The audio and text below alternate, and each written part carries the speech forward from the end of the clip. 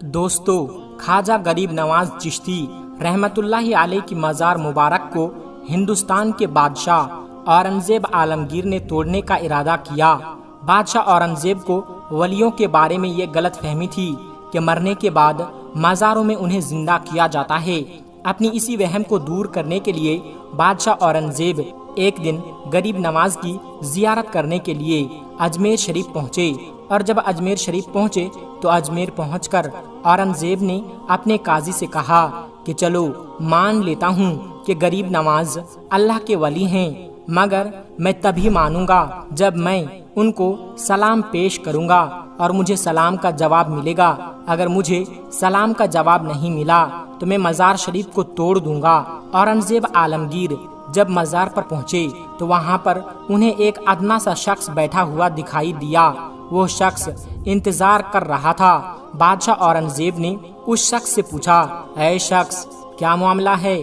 تم یہاں پر کیوں بیٹھے ہو اور تم پریشان کیوں لگ رہے ہو؟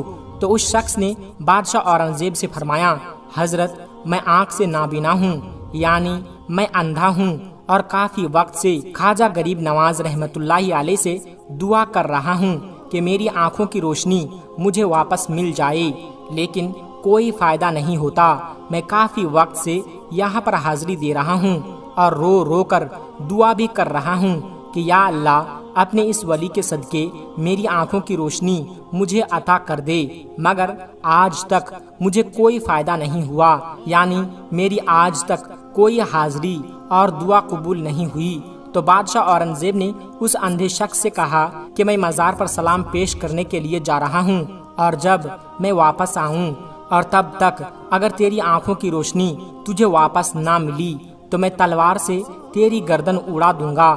اتنا سنتے ہی وہ اندھا آدمی بہت ہی زیادہ پریشان ہو گیا اور بہت زیادہ غمگین ہو گیا، اور وہ اندھا آدمی سوچنے لگا کہ اب کیا ہوگا؟ اب تک تو میری آنکھوں کی روشنی نہیں تھی، لیکن اب میری گردن بھی اڑا دی جائے گی۔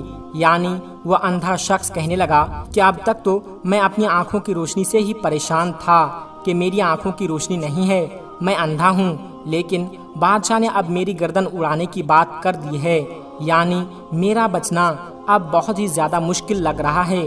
پھر اس اندھے آدمی نے زور زور سے رو کر اور تڑپ تڑپ کر خواجہ غریب نواز سے فریاد کیا، اور جب بادشاہ اورنگزیب نے خواجہ غریب نواز کو سلام پیش کیا، یعنی جب بادشاہ اورنگزیب مزار کے پاس پہنچے اور مزار کے پاس جا کر انہوں نے سلام کیا تو مزار میں سے کوئی جواب نہیں ملا۔ جب بادشاہ اورنگزیب نے ایک بار سلام کیا تو جواب نہیں ملا۔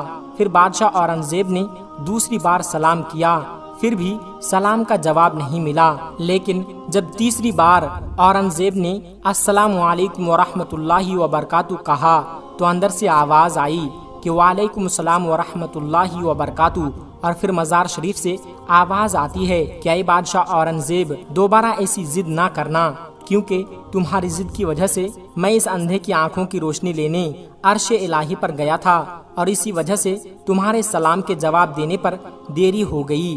سبحان اللہ۔ دوستو، خواجہ غریب نواز کی کرامت کو دیکھنے کے بعد بادشاہ اورنگزیب عالمگیر رحمت اللہ علیہ ایک اللہ کے ولی بن گئے۔ اللہ اکبر۔ تو میرے دوستو، یہ شان ہوتی ہے اللہ کے ولیوں کی۔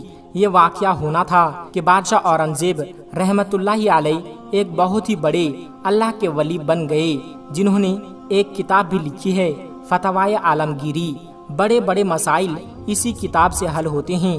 میرے دوستو، جب خواجہ غریب نواز رحمت اللہ علیہ اجمیر شریف پہنچے تو اس وقت ایک مندر تھا جو اجمیر کا سب سے بڑا مندر تھا، اور یہ مندر صرف راجہ اور رانیوں کی عبادت کے لیے خاص تھا، اور اس مندر کے ساتھ ہی ایک تالاب بھی تھا جس کو ہم اور آپ انا ساگر کے نام سے جانتے ہیں اور پہچانتے ہیں۔ ہندو اس تالاب کے پانی کو بہت ہی زیادہ پوتر یعنی پاک صاف مانتے تھے۔ ان کا ماننا تھا کہ جو بھی اس تالاب میں نہا لے گا اس کے سارے گناہ جھڑ جائیں گے۔ کہتے ہیں کہ اس مندر میں رات کو اتنے چراغ جلتے تھے کہ ہر رات 3.5 من تیل ان چراغوں میں استعمال ہوتے تھے۔ اگل بگل کے کئی دیہاتی علاقے مندر کے نام تھے، یعنی ان دیہات کی آمدنی مندر پر خرچ ہوتی تھی۔ उस मंदिर में हजारों लोग रहते थे जिनका काम आने वालों की सेवा और देखभाल करना था कि कौन सा खुदा बेटा देता है, कौन सा देवता सेहत और तंदुरुस्ती का मालिक है और किस मूर्ति की पूजा से दौलत की बारिश होती है।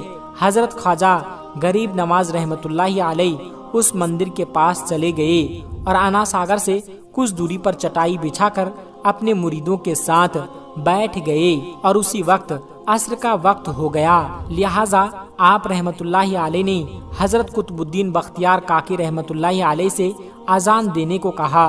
कुफ्र और शिर्क के गढ़ अजमेर में अल्लाह की वहदानियत और मोहम्मद सल्लल्लाहु अलैहि वसल्लम की रिसालत का ये पहला ऐलान था।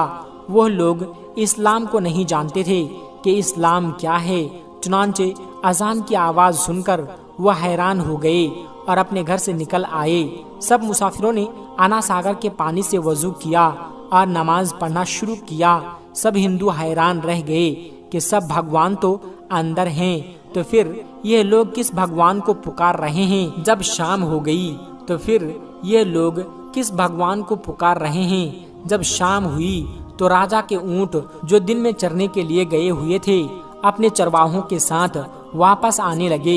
इत्तेफाक से जहां ख्वाजा गरीब नवाज रहमतुल्लाहि अलैह अपने साथियों के साथ बैठे हुए थे वो जगह राजा के ऊंटों के बैठने की जगह थी। चरवाहों ने